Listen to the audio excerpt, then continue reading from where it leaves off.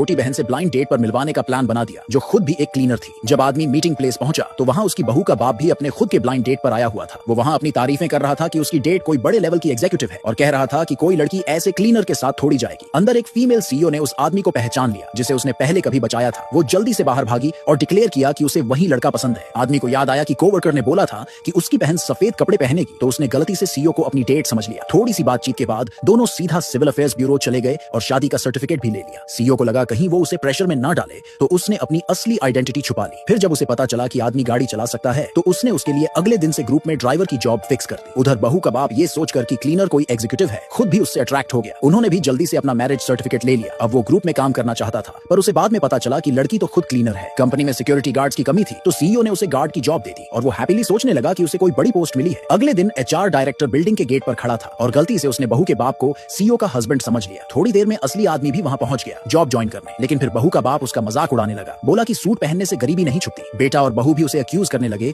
कि वो उनके स्टेटस का फायदा उठाना चाहता है। आदमी ने समझाया कि वो तो सिर्फ सिक्योरिटी गार्ड की जॉब करने आया है। बहू का बाप बोला कि अगर काम करना है तो पहले उसके जूते पॉलिश करे, नहीं तो जॉब से बाहर कर दूंगा। आदमी गुस्से में वहां से जाने वाला था, लेकिन उसने फिर सोचा कि अगर चला गया तो उसकी न्यू वाइफ की नौकरी चली जाएगी, तो मजबूरी में उसने जूते साफ करने के लिए हाँ कर दी। लेकिन फिर भी वो लोग दूसरे गार्ड्स को बुलाकर उसे बिल्डिंग से बाहर निकलवाने वाले थे। तभी अचानक फीमेल सीईओ वहां आ गई।